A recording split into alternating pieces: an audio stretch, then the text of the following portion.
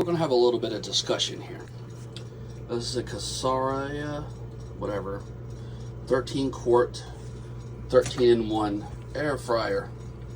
It's a nice little gadget, but as you can see, it's on top of a stove in an RV. So the discussion is, I got it for the microwave. And what you need to know, if you're in any travel trailer whatsoever, whether it's the fifth wheel or if it's the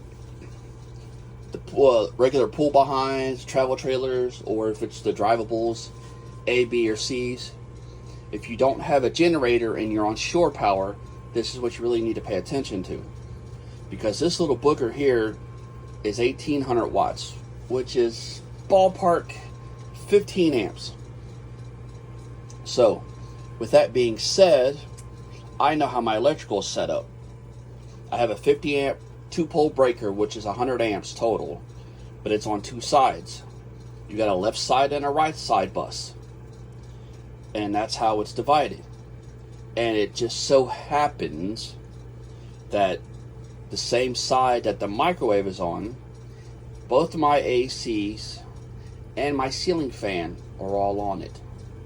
So the AC is 15 amps. The other AC is 15 amps. The ceiling fan is anywhere from 5 to...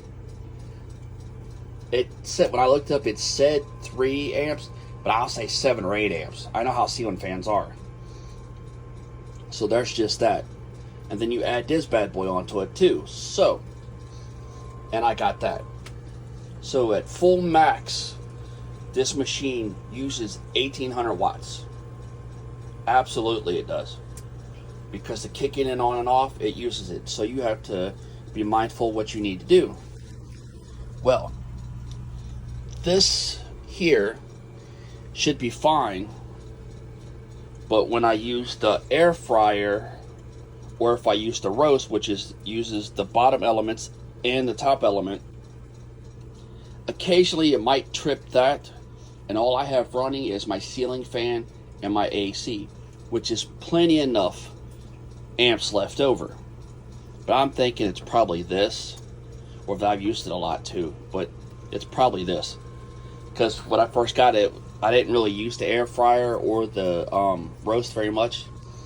And now I'm using the bake, which only uses the bottom elements, and it's fine.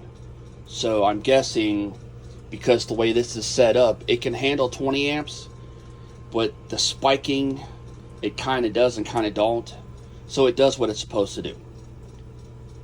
With that being said, the main thing is about the amperage.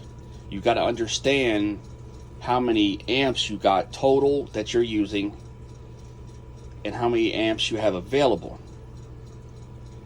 Now, if the two ACs wasn't on the same bus, I still have to be mindful about it, because it's the total amperage.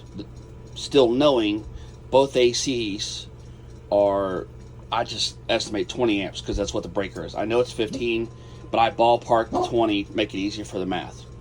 So there's 40. That's 40 on one side. And then this is 15, but you round it up to 20 just to be whatever.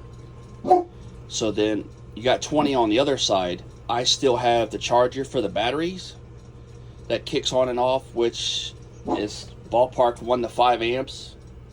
And then there's the washer and dryer that's on that other side. It's a washer dryer garbage combo. And then we got the hot water heater. I'm not sure what the hot water heater is. I'll say 7 amps because it's little. So then you got to figure out what your total draw is. Yeah, it's 100 amps and it's a 50 amp 2-pole, but you got to be mindful about that, especially in the RV parks and what have you, and how old your travel trailer is too, or RV. Because if you look, like in this one, most everything is 15 amps. Most everything. The microwave is on 14.2. I don't know what the two ACs are on. I don't know. Because they have 20 amp breakers, so I don't know what they're on. I just know that I assume it's 12. and everything else is 15 amps. So it's 14.2 or 14.3 wire, and you got to understand that.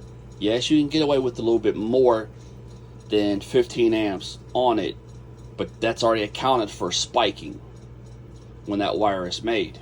So they have already accounted into that. So you just got to be mindful about what you're doing in the RV life. And it's a good thing I've been an electrician for 20 goddamn years. But anyway, this little thing here, it's a nice little contraption.